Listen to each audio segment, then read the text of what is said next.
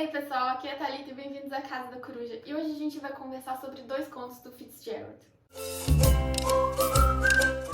Eu fui muito surpreendida por esses 2 contos, porque o Fitzgerald era um autor que eu falava que eu não tinha o menor interesse em conhecer. Sempre ouvi muita gente falando muito bem de O Grande Gatsby, mas não era um livro que me chamava atenção. Esses livros que se passam na época de 20 ali, não sei, não é uma época que me atrai. Então eu achava que eu nunca ia ler o autor, mas eu acabei pegando um e-book com 2 contos dele, que é O Curioso Caso de Benjamin Button e Bernice Corta o Cabelo. E já tava ali no meu Kindle, eu peguei de graça, eu falei, vamos ler, vamos ver o que é. E, gente, tô apaixonada, tô obcecada, quero ler tudo que esse autor já escreveu.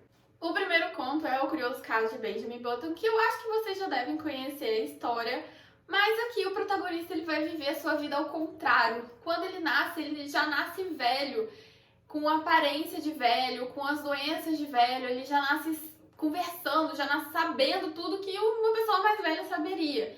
E de acordo com que ele vai crescendo, ele vai rejuvenescendo. Então, quando ele tem ali os seus 30 anos de idade, mais ou menos, vai ser quando a aparência e a idade real dele vai estar mais ou menos equilibrada. Antes ele era uma criança velha e depois ele vai ser um adulto jovem. Esse conto ele é permeado por metáforas. A gente pode ler ele como realmente a história que ele é, de uma criança que nasceu velha e foi rejuvenescendo com o tempo, ou a gente pode ir além e ler nas entrelinhas, e é aí nas entrelinhas que o Fitzgerald ganhou todo o meu coração. Eu acho que a principal crítica que o Fitzgerald traz nesse conto é a aversão que a gente tem ao diferente. O Benjamin Button, ele é uma criança completamente fora do normal. Ele já nasceu sabendo falar, ele já nasceu entendendo de assuntos complexos, ele nasceu com a aparência de uma pessoa velha, ele já nasce andando, precisando de uma bengala. Então, assim, ele é completamente diferente de qualquer outra criança no mundo. E, num primeiro momento, ele vai ser rejeitado, inclusive, pelos seus pais. O pai dele, na hora que vê aquela criança, ele fala, mas isso não pode ser meu filho, olha como ele é, ele precisa de uma bengala. O pai dele tenta encaixar o filho dele nos padrões da sociedade, comprando roupas de bebê pra ele, pintando o cabelo dele, que era grisalho, já pinta o cabelo dele de preto. Então o pai dele faz todo um esforço pro filho parecer normal.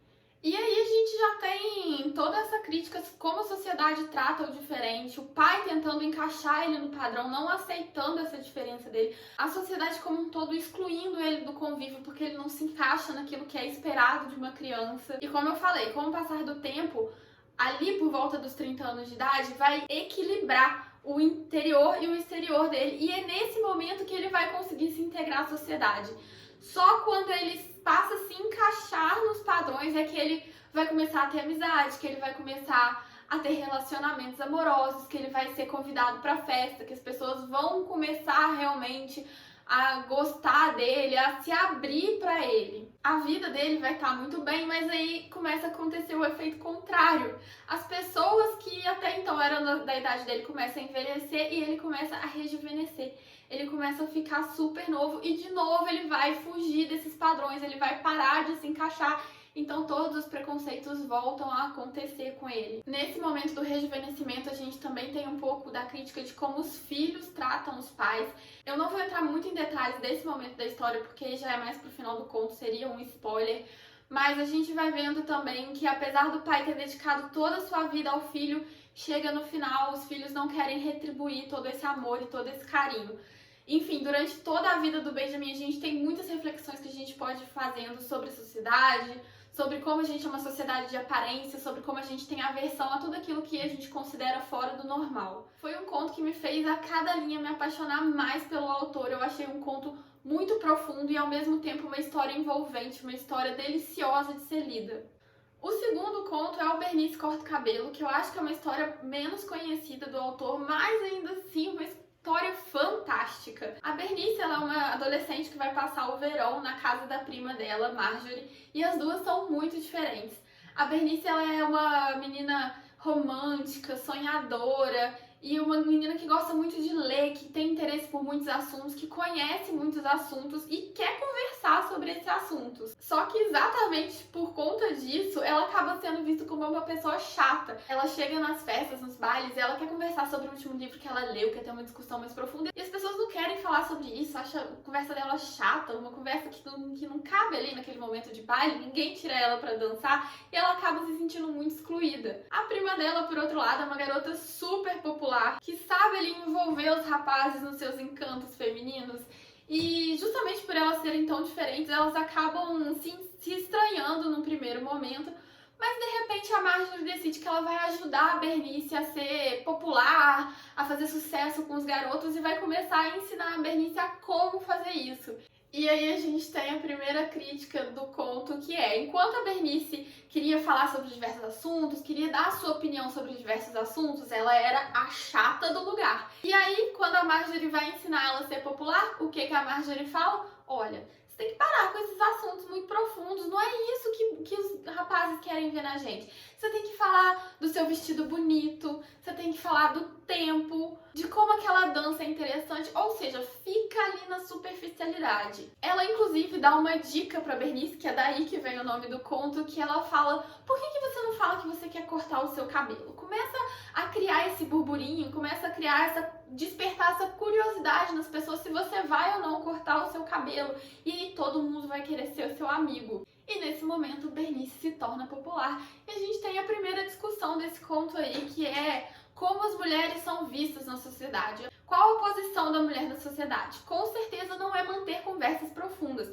A mulher tá ali para entreter o homem, tá ali para ser um objeto de admiração, para ser divertida, para ser um momento de descontração, não para falar de assunto sério. A gente também tem um pouco inserido aí a questão da rivalidade feminina, porque enquanto a Bernice estava começando ali a se tornar popular, enquanto ela ainda estava menos que a Marjorie, as duas têm um relacionamento bom, mas à medida que a Bernice vai se tornando mais popular e vai roubando o espaço da Marjorie naquele grupo de amigos, a Marjorie começa a se afastar da Bernice, começa a falar mal dela, começa a falar que ela não é isso tudo que tá todo mundo achando. Apesar de ser a Marjorie que queria ajudar a Bernice a chegar nesse ponto, quando ela chega, quando ela rouba ali os holofotes, a Marjorie passa a virar a cara pra ela. Essa questão do corte de cabelo, ela também é muito simbólica no conto, porque na época mulheres tinham que ter cabelo comprido. Mulher de cabelo curto era um escândalo.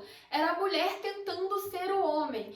E quando a Marjorie dá essa ideia pra Bernice de falar que quer cortar o cabelo, é justamente para despertar essa curiosidade de, olha como eu sou pra frente, olha como eu sou ousada, eu quero cortar meu cabelo, tô pensando em cortar o meu cabelo. E ela vai manter essa narrativa o tempo inteiro justamente para criar essa impressão de que ela é uma menina ousada, mas sem ser ousada, porque quando ela era ousada pra época, quando ela falava lá dos assuntos que ela queria, ninguém gostava dela. Só quando ela ficou na superficialidade, igual todo mundo, que ela se tornou popular. E essa narrativa do cabelo vai ser mantida durante o conto todo, até chegar no final, quando ela realmente vai ter que decidir se ela corta ou não, porque aí a Marjorie, incomodada com a popularidade dela, começa a cutucar. Mas você não tá falando que vai cortar o cabelo? Por que você não corta? Por que você não corta? E por que será que a Marjorie estava tão insistente nessa questão de corte de cabelo? Porque enquanto você fala que você é ousada, mas você se mantém no padrão da sociedade, tudo bem, você aceita. Mas e se você realmente for ousada? E se de repente você aparece com cabelo curto do nada? Será que as pessoas vão continuar gostando de você? Será que as pessoas vão continuar te dando todo aquele valor que eles te davam antes? O que a sociedade espera da mulher? Que seja uma mulher que realmente faz o que dá na telha? Ou que seja uma mulher que fala que vai fazer o que quiser para entreter as pessoas, mas que o seu comportamento, na verdade, é o que é esperado, é dentro do padrão, seguindo as regras direitinho. Bom, gente, a resenha hoje foi mais curtinha porque são 2 contos, eu não posso falar muito do enredo, senão eu entrego tudo. Mas são 2 contos maravilhosos, espetacular, que dá pra gente conversar muita coisa sobre eles. A escrita do Fitzgerald é muito boa, é muito envolvente. São contos assim que você lê, você não percebe o tempo passando porque são deliciosos. Eu agora quero ler o Grande Gatsby, não me importa o que ele passa em 1920, eu preciso conhecer mais do Fitzgerald. Se você já leu algum desses livros, deixa aqui embaixo no comentário pra mim e eu vejo vocês no próximo vídeo. Tchau!